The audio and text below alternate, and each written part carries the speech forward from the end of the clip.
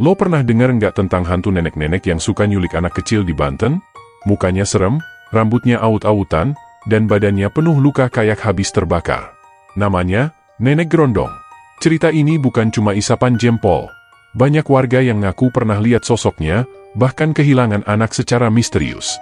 Mitos ini udah hidup dari zaman dulu dan masih dipercaya sampai sekarang. Tapi, sebenarnya siapa sih Nenek Grondong itu? Dan kenapa dia gentayangan?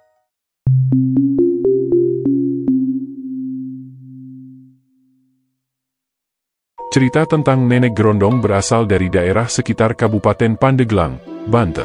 Tapi kisahnya udah menyebar ke berbagai desa. Konon, dulunya Nenek Grondong adalah seorang perempuan tua yang hidup sebatang kara di pinggir hutan. Namanya Mbah Saroh. Mbah Saroh dikenal sebagai dukun, tapi bukan dukun biasa. Dia dipercaya bisa manggil arwah, ngobrol sama jin, dan ngasih pesugihan. Orang-orang sekitar takut tapi juga butuh jasanya. Sampai suatu hari, ada orang tua yang datang ke dia buat minta anak. Mbah Saroh janji bakal bantu. Tapi dengan syarat, anak itu harus dikembalikan saat usia 7 tahun. Awalnya semua berjalan lancar. Tapi ketika anak itu tumbuh, orang tua tadi melanggar janji. Mereka kabur. Mbah Saroh murka. Dia nyoba ambil kembali anak itu, tapi diusir warga. Rumahnya dibakar, dan dia tewas dalam kobaran api. Sejak saat itu, warga bilang, arwah Mbah Saroh berubah jadi makhluk mengerikan, hantu tua yang gentayangan nyari anak kecil buat dipelihara di alam gaib.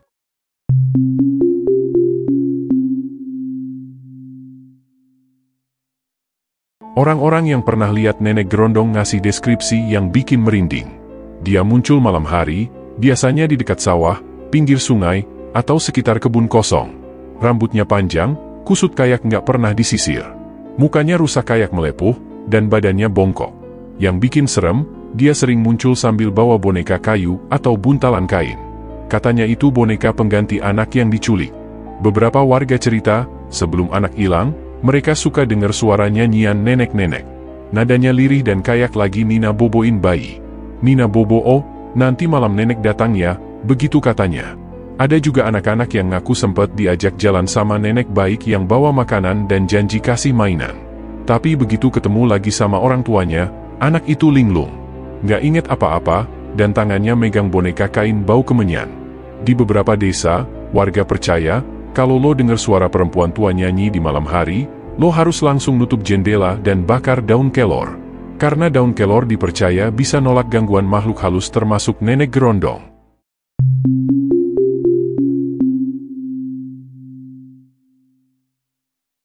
Ada satu kisah yang cukup terkenal dari seorang warga desa Cibaliung, namanya Bu Nani.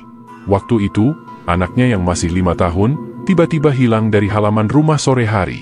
Orang-orang udah keliling kampung nyari, bahkan sampai ke hutan kecil di belakang desa. 3 hari kemudian, anak itu ditemukan, duduk sendiri di bawah pohon besar.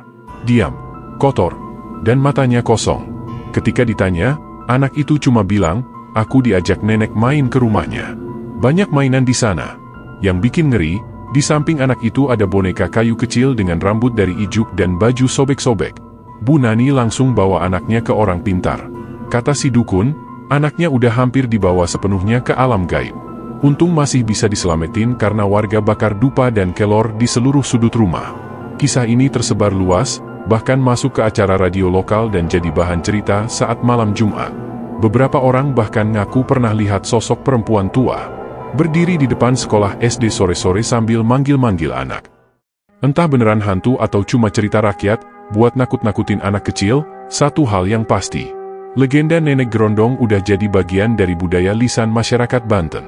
Cerita ini terus hidup, karena selalu ada yang merasa pernah dihampiri atau dilihat. Dan mungkin, kisahnya bukan cuma mitos, tapi peringatan. Supaya kita lebih hati-hati, terutama kalau punya anak kecil. Karena di balik pohon rimbun, di sudut gelap yang kita anggap kosong, bisa aja dia ada. Mengawasi, menunggu. Lo sendiri gimana? Pernah dengar atau ngalamin gangguan dari sosok kayak Nenek Grondong? Tulis di kolom komentar ya. Dan jangan lupa subscribe, biar lo nggak ketinggalan kisah horor lokal lainnya yang nggak kalah serem.